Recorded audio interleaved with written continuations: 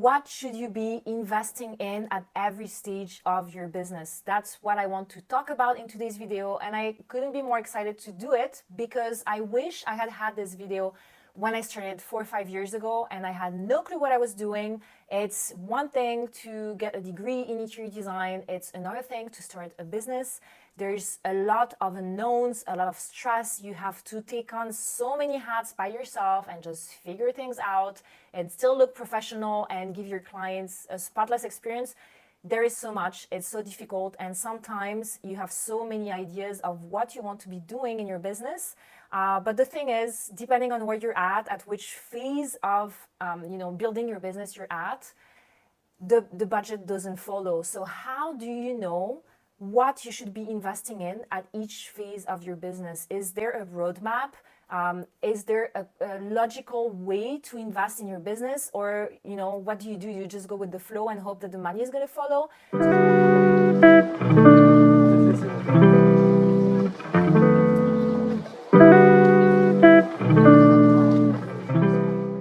If you want to build a sustainable and successful business, you've got to spend a little bit of time working on strategy and planning.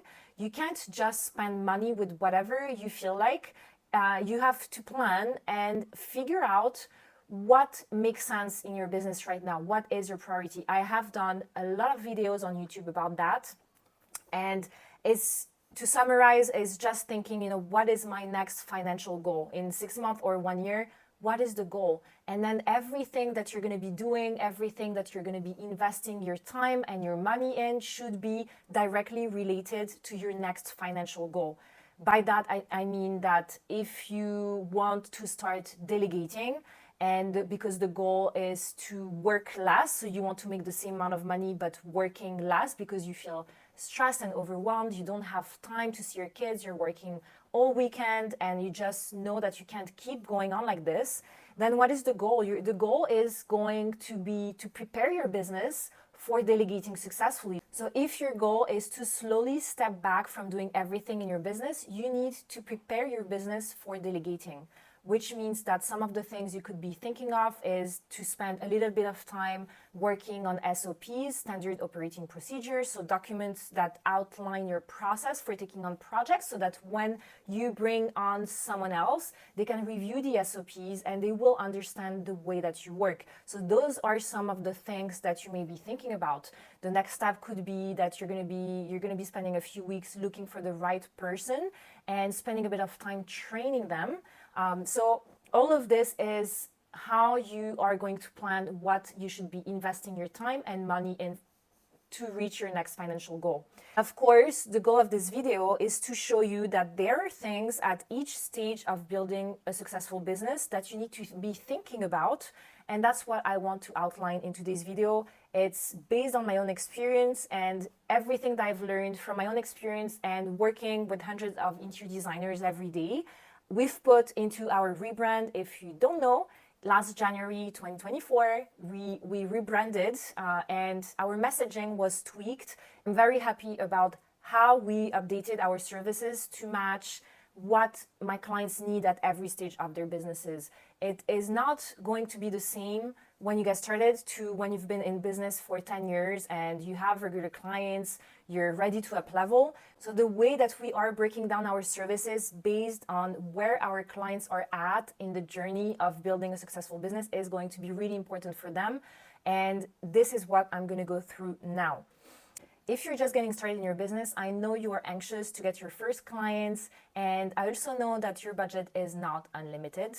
I know that all too well. I spent a lot of my savings into a marketing company, and looking back now, I don't think that that was the right investment for me for various reasons. But when you get started with your business, you don't necessarily know yet who your ideal client is. You may have an idea of what services you want to provide. So let's say, you're a residential designer, you want to be designing homes for clients, but this may change a little bit based on who you're going to be starting to work with. So for example, the idea that I had when I started my outsourcing firm was one thing.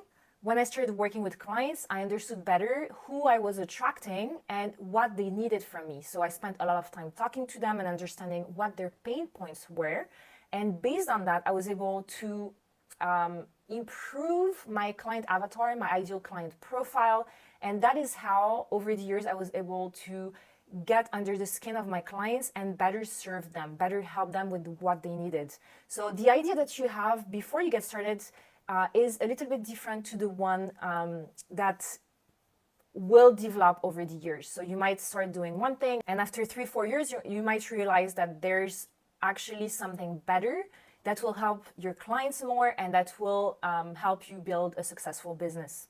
So when you get started, the important thing is to not do like I did, which means spend all your savings on marketing and branding. And it's really the moment that you should be testing things out. But because you don't have an unlimited budget, there are things that you need to be able to start signing clients and still look like a professional business. You're going to be able to do that by providing your clients or prospects, new inquiries, the information that they need when they need it. And it's completely fine at this point not to have a clear process of how you're going to be taking on projects. You're going to be learning with the first few clients. But one thing that we offer clients that I think is really valuable is client templates. Myself, when I started my interior design business, I was not very professional. I wasn't sure what documents to send and when. So the client templates that we built for our clients are amazing because they have all the information that you need to send. They have the design and they have the copy included, which means for designers who don't have a process yet, they can just use the messaging that we've used in those templates for designers who don't really have a clue yet. And if you already have a clear process, you can just very quickly edit them in Canva, but still have, those 8 documents that you should be sending throughout the project, from getting the initial inquiry all the way to the handover pack. I also want to remind you that I have a lot of video resources on my YouTube channel and on my Instagram. They're all for interior designers, so they are very specific. It's not general videos for any small business owners. They are specific for interior designers, and they're based on my own experience and the experience of the hundreds of designers that we've helped over the years with their own businesses. Okay, so at this point, you've had your first few clients, you're clear about who your ideal client is, you are clear about what services you want to provide, but here's the catch. Your workload is irregular, you need more ideal clients. It's not just about getting more clients, it's about getting more ideal clients. So clients who fit your ideal client profile, they have the budget to be working with you. So at this point, you are not doing work for free. You're not lowering your fees to get clients. You want to attract the clients who are going to be your ideal clients, who have the budget to work with you and who are excited to pay you for your worth.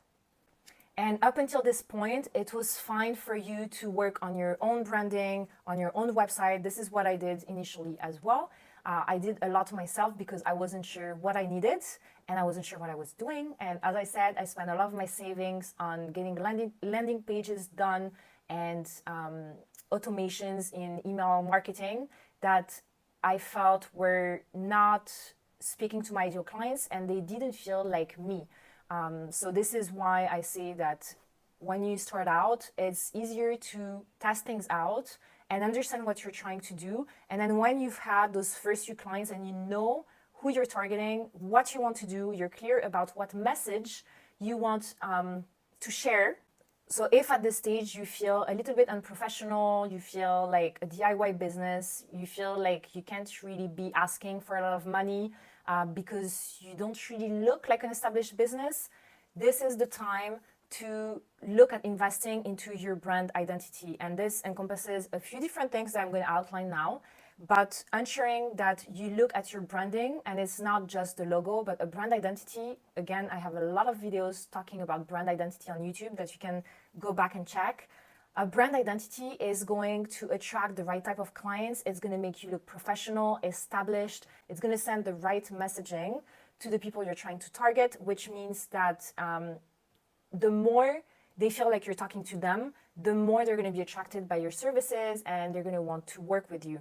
If you're trying to grow your business and attract higher paying clients, but your branding looks like you just started 6 months ago and you have no idea what you're doing, you don't have a process, you're not organized, it doesn't look like to them like they're going to get the premium experience that you're asking them to pay for, then they're not going to want to work with you, and you're going to stay stuck with those low paying clients, the ones who don't have a budget and they're just trying to get one designer to help them on a low budget. So at this phase, to ensure that you get more of your ideal clients, you want to look at investing into your branding, as I said. And the branding, it includes your brand identity. So the brand identity is everything that has to do with your logo, the fonts, the colors, all the elements that are going to be working with the brand. It's looking at the email signature, the business cards, everything that has to do with the brand identity. And if you look, I'm probably going to do a video showing my before and my after. So the new brand identity looks way more premium. And this is because we are trying to attract higher paying clients. We want to be working on bigger projects. We don't want to be working on small projects. We want to be helping bigger clients up level. And so that's why our brand identity now looks more premium. So the brand identity, and then you also have the website and the copywriting. The copywriting is very important because it's the messaging. If your messaging speaks to the wrong client, you're always going to attract the wrong type of clients. You're never going to attract your ideal clients. So when we're talking about branding, you have to think about the brand identity, the website, and the messaging. When these three elements work together and they're spot on, you're going to look like an established and professional business, and it's going to make you more confident to charge your worth. Let's be honest, if you want clients to invest more money, they need to feel like the experience they're getting is the one they're paying for. Your website, including all the branding elements and the messaging, is the first experience that these prospects are going to get with your brand. And if they're not impressed, it's unlikely that they will want to move forward with your brand, with your company. Our firm has put together a complete premium branding package for interior designers specifically, where our branding designer, web designer, and copywriter work together to ensure that every element of your brand identity works together and speaks to the right client. So if you want more information, I'm also going to link it down below. You can review it, you can ask me questions, and yeah, let's move on to stage 3. Okay, so you started your business and you put together your client templates, very important, makes you look super professional. Then you needed more clients, so you invested in your brand identity because that makes you look professional and takes your client experience to the next level. But then what's happening is that you are getting more clients, and what happens when you get more clients and you're still working on your own? You feel overwhelmed. At this point, you're going to want to invest more into getting the right type of help for your business. You can't grow a business by yourself. Nobody has, nobody ever will. It's impossible. You have a zone of genius, and this is what you should be sticking to. Everything else should be delegated to people who have more skills, more time, and who have a lower hourly rate than you, so that you can focus on what you do best. You're a business owner, you're an entrepreneur, and you're a CEO, and your role is not to be doing every small task in your business. At least if you want to grow, not just a successful business, but if you want a business that's sustainable, that you can keep running for many years to come, then you need to ensure that you don't burn yourself out super fast. So you're going to want to get the right type of help. As an outsourcing firm, I can tell you that the hardest part of my job is to find the right help, to find the right designers to join my team, because it's not just about skills at the end of the day. It's about having people on your team who have a great personality, they're reliable, they care about your clients as much as you do, they believe in the same mission, and they can work as part of a team. And that's why I always say that I do the hard work for you, because I literally spend 80% of my time trying to find the right people to join the team, to help my interior design clients. I train them, and I ensure that the quality of what we produce for clients is always increasing. So we always train and help each other to ensure that the level is getting higher every year. And the thing is that a lot of my clients keep hiring junior designers or people who are still in school because they want to save on costs. But the problem with that is that they now spend the remaining time that they had, that they already struggled to have, training someone who has less skills than them. There's always going to be a little bit of training, which is completely normal, because people who have skills still need to be trained to understand your specific process inside your company. They need to understand who you are, what your expectations are, and who your clients are as well. But if you hire someone who doesn't have the experience that you have, it means that you're not going to be elevating the quality of the work that you produce for your clients because you are the top quality. And you're spending your time training someone instead of spending this time in your zone of genius, instead of spending this time ensuring that your clients are happy, spending more time resting so that you feel more creative. And what happens and what has happened with a lot of my clients is that they want to save on cost. They hire a junior designer, they train the junior designer, and after a couple of years, the junior designer wants to find something more exciting. They are trained now and they leave them for a bigger firm. You don't want that. What you want when you get started and you're not ready to have a full-time team or an in-house team, and a lot of my clients actually do not want an in-house team. The idea of the outsourcing firm is that you get help when you need it. So when your workload is low, you don't need to pay for any service. But if you have a lot of work and you're starting to up level and you're starting to grow, then you want to have as much help as possible. And having an outsourcing firm means that you get different people, so a full team of designers who have different skills, which means that they can help you on different types of projects. And they also have higher levels of availability.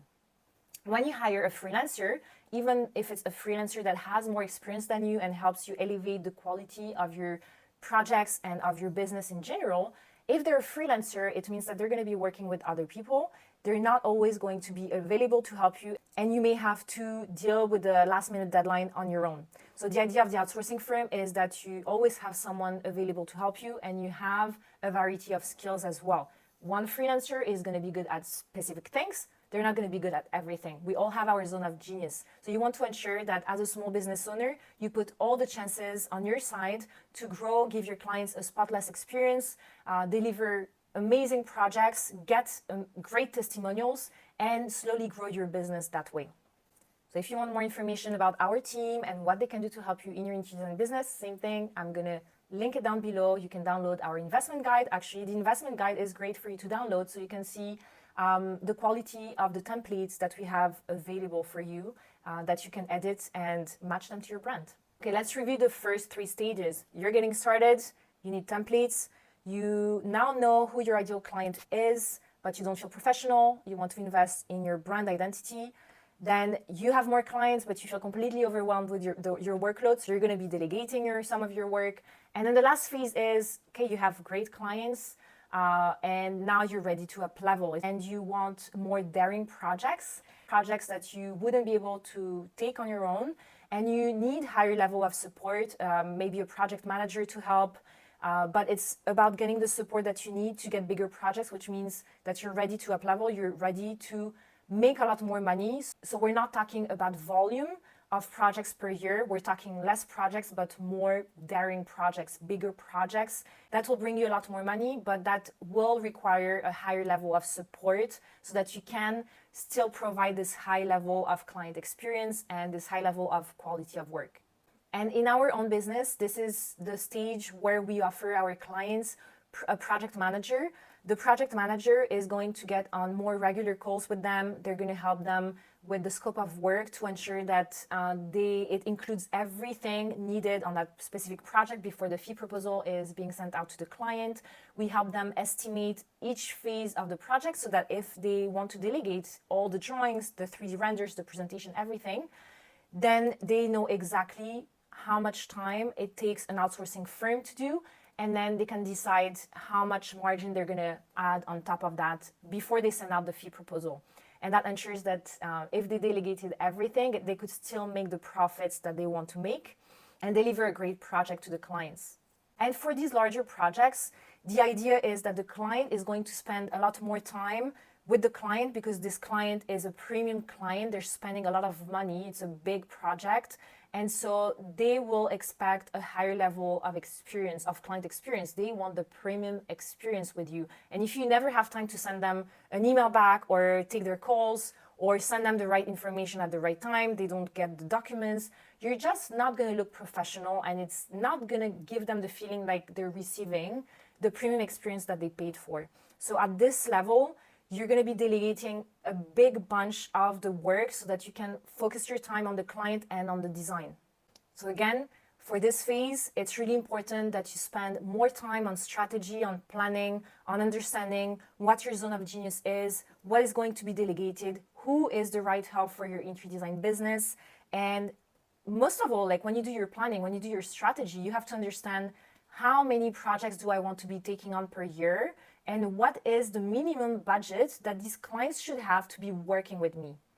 So when you start outlining this into more details, you're definitely ready to uplevel your business. You're in CEO mode, and it's time to scale this business of yours.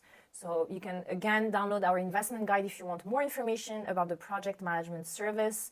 But whether you work with us or not, those are the main stages that you should look at when you think about what you should be investing in at each stage of your business. If you're just getting started and you have a low budget, there's no point for you to spend thousands of dollars into a new website if this website is going to change because 3 months down the line you realize that you're going to be doing commercial and not residential design.